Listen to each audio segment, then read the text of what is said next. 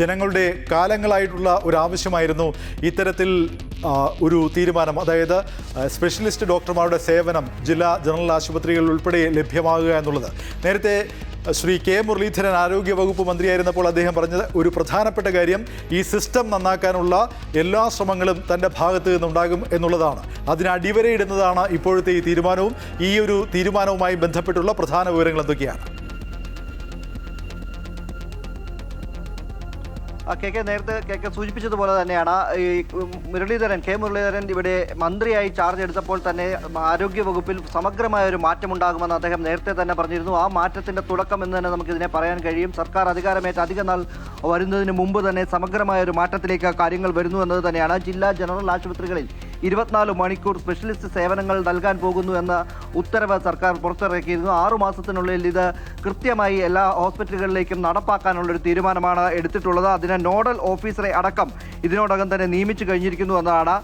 ഇതിൻ്റെ ഏകോപനത്തിനായി ആരോഗ്യവകുപ്പ് അഡ്മിനിസ്ട്രേഷനാണ് ട്രെയിനിങ് വിഭാഗം അഡീഷണൽ ഡയറക്ടർ ഡോക്ടർ ഷിനു KS-നെയാണ് സ്പെഷ്യൽ നോഡൽ ഓഫീസറായി നിയമിച്ചിട്ടുള്ളത്. ഇതിൽ പ്രധാനമായും ഇദ്ദേഹം ചെയ്യേണ്ടത് മെഡിക്കൽ നഴ്സിംഗ് അതോടൊപ്പം തന്നെ പാരാമെഡിക്കൽ ജീവനക്കാരുടെ കണക്കെടുപ്പുകൾ പൂർത്തീകരിച്ച് 6 മാസത്തിനുള്ളിൽ ഇവരെ വിന്യസിക്കുക എന്നതാണ് അദ്ദേഹത്തിന് കൊടുത്തിട്ടുള്ള പ്രധാനപ്പെട്ട ജോലി എന്ന് പറയുന്നത്. ഒപ്പം തന്നെ ആശുപത്രികളിൽ ആവശ്യമായ അടിസ്ഥാന സൗകര്യങ്ങൾ ഒരുക്കുക, ഇക്കാര്യങ്ങളാണ് അതിനു വേണ്ടിയിട്ടാണ് അദ്ദേഹത്തെ നിയമിച്ചിട്ടുള്ളത്. രോഗികൾക്ക് ആശുപത്രിയിലെത്തുന്ന രോഗികൾക്ക് ചികിത്സയും മരുന്നും കിടക്കയും അവരുടെ അവകാശമാക്കി മാറ്റിക്കൊണ്ട് അത്തരത്തിലുള്ളൊരു സമീപനം സൗഹൃദ ആശുപത്രികൾ ഒരുക്കുക എന്നതാണ് സർക്കാർ ലക്ഷ്യമിടുന്നത് എന്നാണ് അദ്ദേഹം പറഞ്ഞത്. അതിൻ്റെ ഭാഗമായി 24 മണിക്കൂർ സ്പെഷ്യലിസ്റ്റ് സേവനങ്ങളിലേക്ക് സർക്കാർ നീങ്ങുകയാണ്. മെഡിസിൻ, സർജറി, ഒപ്പം തന്നെ ഓർത്തോ, പീഡിയാട്രിക്സ്, ഗൈനക്കോളജി ഈ വിഭാഗങ്ങളിലെ സ്പെഷ്യലിസ്റ്റ് സേവനങ്ങളായിരിക്കും ഈ ജനറൽ ജില്ലാ ആശുപത്രികളിലടക്കം ലഭ്യമാക്കുക.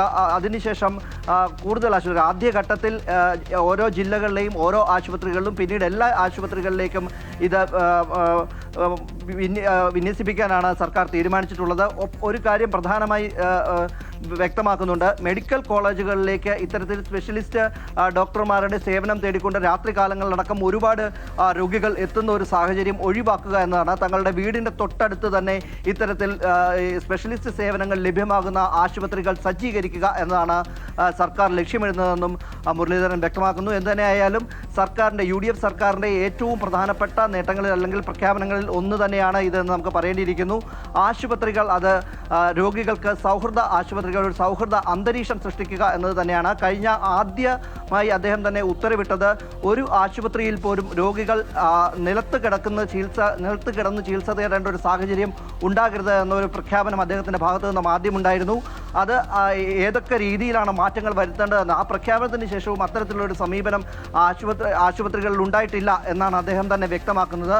ഒപ്പം തന്നെ CSR ഫണ്ടുകളടക്കം ഉപയോഗിച്ചുകൊണ്ട് ആശുപത്രികളുടെ നവീകരണമടക്കം അദ്ദേഹം ഇപ്പോൾ ഇത് കൂടാതെ തന്നെ പരിശ്രമങ്ങൾ നടത്തുന്നുണ്ട്. ഒപ്പം തന്നെ കൂടുതലൊരു ഫണ്ട് അത് ആശുപത്രികൾക്ക് വേണ്ടി മാത്രമായി ആശുപത്രികളുടെ നവീകരണത്തിന് മാത്രമായി ഒരു ഫണ്ട് സർക്കാരിനെ തീരുമാനപ്രകാരം തന്നെ എടുക്കാൻ ഉള്ള ഒരു തീരുമാനം കൂടി അദ്ദേഹത്തിൻ്റെ മനസ്സിലുണ്ട്. അത് വരുന്ന മന്ത്രിസഭാ യോഗത്തിലടക്കം വെച്ചുകൊണ്ട് ഈ തീരുമാനങ്ങൾ നടപ്പാക്കിയെടുക്കുമെന്നാണ് അദ്ദേഹം വ്യക്തമാക്കിയിരിക്കുന്നത്. എന്തിനായാലും ഒരു സമഗ്രമായ മാറ്റം ആരോഗ്യ മേഖലയിൽ ഉണ്ടാക്കാൻ ഇത് ഒരു തുടക്കമായി വന്നിരിക്കുന്നു എന്ന് നമുക്ക് കരുതാൻ കഴിയും. കെ ശരി, തിരുവനന്തപുരം ബ്യൂറോ ചീഫ് രജിത് കുമാറാണ് ഈ വാർത്തയുടെ വിശദാംശങ്ങൾ നൽകിയത്. ജനങ്ങൾ ആഗ്രഹിക്കുന്നത് ഈ രീതിയിലുള്ള മാറ്റമാണ്, ഈ രീതിയിലുള്ള സമീപനമാണ് ഒരു സർക്കാരിൻ്റെ ഭാഗത്ത് നിന്ന്. ആരോഗ്യ വകുപ്പ് മന്ത്രി ശ്രീ കെ മുരളീധരൻ്റെ ഈ രീതിയിലുള്ള ഇടപെടലുകൾക്ക് തീർച്ചയായും സമൂഹത്തിൻ്റെ ഒന്നടങ്കം മാധ്യമങ്ങൾ ഉൾപ്പെടെ എല്ലാവരുടെയും ഉറച്ച പിന്തുണ ഉണ്ടാവുകയും ചെയ്യും.